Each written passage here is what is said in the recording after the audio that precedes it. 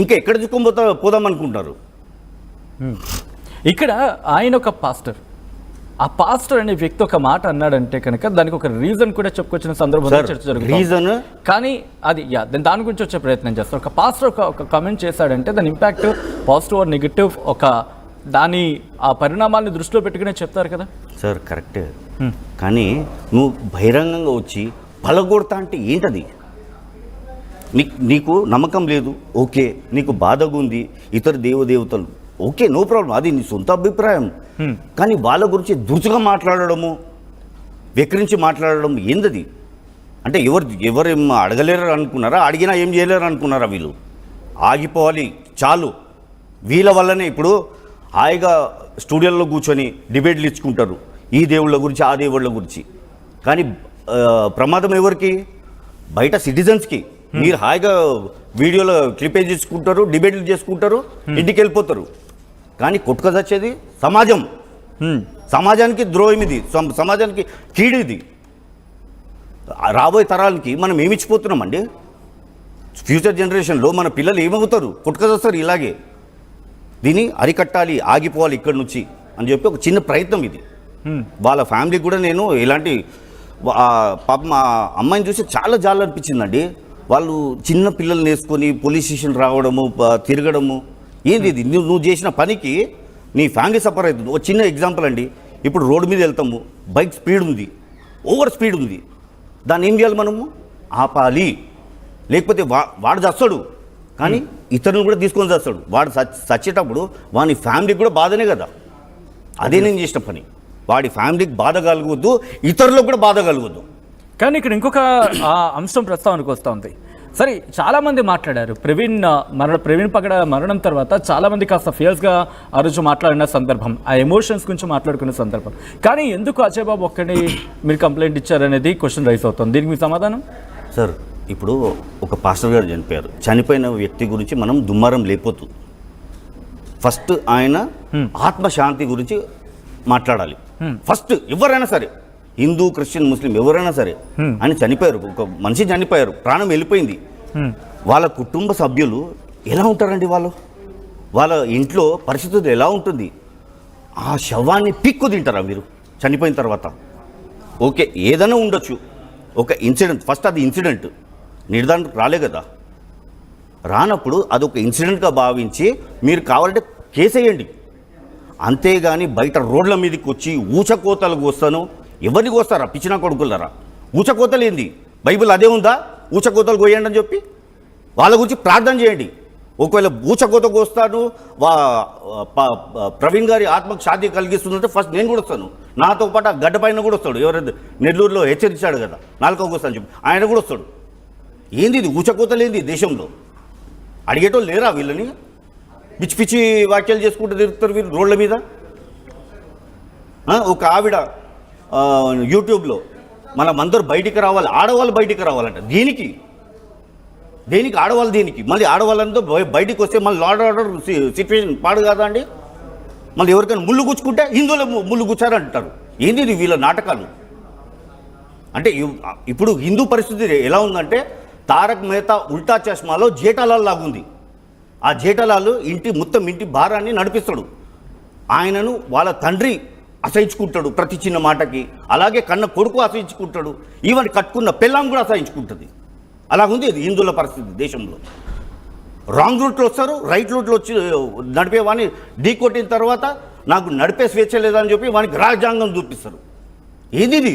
ఎక్కడ పోతుంది? ఇదే క్వశ్చన్ వాళ్ళు కూడా అడుగుతున్నారు. అదేనండి, అక్కడ ఇష్యూ స్టార్ట్ అయింది అక్కడి నుంచి 5 ఏళ్ళుగా 10 ఏళ్ళుగా ఇక్కడ నేను ఎవరు ఇండివిజువల్గా పేర్లు మెన్షన్ చేయట్లేదు. బికాస్ అక్కడ మళ్ళీ కాస్త ఇష్యూ ఇన్ ద సెన్స్ మళ్ళీ మత విద్వేషాలు రేగే అవకాశం ఉంటుంది కాబట్టి టు ద పాయింట్కి వచ్చే ప్రయత్నం చేస్తున్నాను. ఎందుకు వాళ్ళ మీద కంప్లైంట్ ఇవ్వటం లేదు? ఎందుకు వాళ్ళ మీద కంప్లైంట్ ఇవ్వకుండా ఎందుకు అజయ్ బాబు కావచ్చు వీళ్ళ మీదే కంప్లైంట్ రిజిస్టర్ చేస్తున్నారు? ఎందుకు? ఇప్పుడు అదర్ రిలీజియన్స్ గురించి మాట్లాడుకునే సందర్భంలో వాళ్ళు రెచ్చగొడుతున్నారు, వాళ్ళు రెచ్చగొట్టే వ్యాఖ్యలు చేస్తున్నారు, వాళ్ళ అభ్యంతరకర భాష ఉంది, వాళ్ళు అభ్యంతరకరంగా మాట్లాడుతున్నారు అని చెప్తున్నారు. చిన్న ఎగ్జాంపుల్ చెప్తాను. పెండ ఉంది, ఎవరో మొదలు పెట్టారు. అతను ఏం చేశాడు? పెండని స్పూన్తో తిన్నాడు. తిన్న తర్వాత వీడేమన్నాడు? వాడు స్పూన్తో తింటాడా, నేను పెద్ద స్పూన్తో తింటాను, వీడు పెద్ద స్పూన్తో తింటాడు, వీడేమంటాడు, లేదు వాడు పెద్ద స్పూన్తో తింటాడు, నేను గిన్నెతో తింటాను. మరి వీడు గిన్నెతో తింటే వాడు ప్లేట్లో తింటాడు. ఏంది ఇది?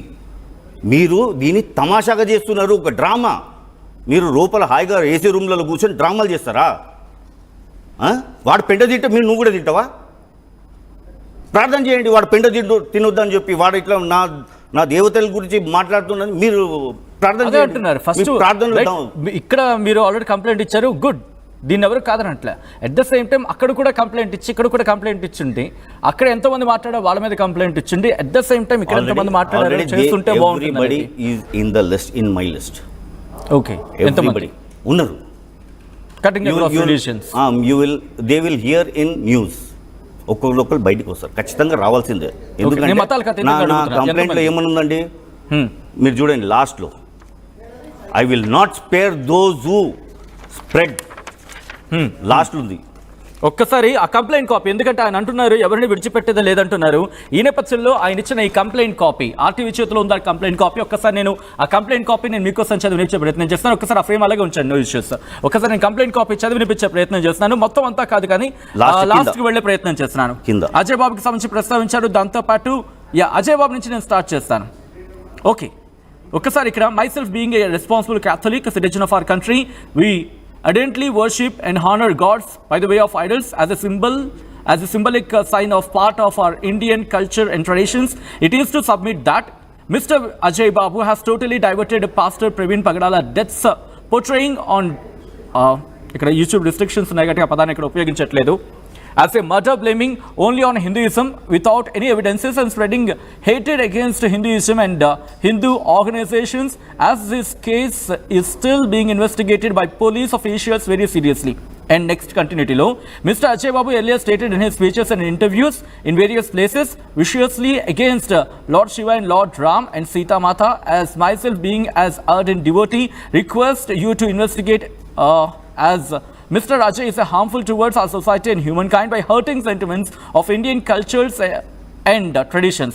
Coming to the next point, myself being a Catholic, ఇక్కడ చూడండి ఇంట్రెస్టింగ్గా ఈ క్వశ్చన్ కూడా వెళ్ళిన ప్రయత్నం చేస్తున్నాను. ఆ తర్వాత myself being a Catholic, respect all relations of our country, never stand against any religion nor spare those who accuse or abuse our national religion. ఇక్కడ ఈ లైన్ నేను ఇంకోసారి చదివించే ప్రయత్నం చేస్తున్నా. myself being a Catholic, respect all religions of our country, never stand against any religion nor spare those who accuse or abuse our national religion. I sincerely request you kindly take necessary action against Mr. Ajay Babu promoting enmity and hatred between religions, disturbing peace and harmony at his motives will harm our society, humankind and country. ఇక్కడ లాస్ట్లో I strive towards my country, my integrity is to safeguard my holy motherland Bharat and lead towards development, safety and security shall be our prime concerns అంటూ చెప్తున్నారు. ఇక్కడ మీరు ఒక interesting అంశాన్ని ప్రస్తావించారు లాస్ట్లోని. myself being a Catholic, respect all religions our country, never stand against any religion or space those who accuse or abuse our nation అంటూ కూడా. ఇలాంటి వ్యక్తి ఎందుకు అజయ్ బాబు నుంచే ప్రారంభించాల్సి వచ్చింది? బీయింగ్ ఏ క్యాథలిక్ అన్నారు మీరు ప్రారంభమే అనుకోండి, కానీ నాకు ఆయన స్టాప్ చేయాలని ఉంది. ఎందుకంటే స్టాప్ ఎందుకంటే he might do more harmful. ఇది ఎందుకు అనిపించింది he might do more harmful? ఇప్పుడు అంతకుముందు ఆయన ఏం చేశారు, దేవతలని దూషించాడు, తప్పు. దాని తర్వాత నెక్స్ట్ లెవెల్కి వచ్చాడు. దాని తర్వాత ఆయన లెవెల్ పెరుగుతూనే ఉంది. ఎందుకు?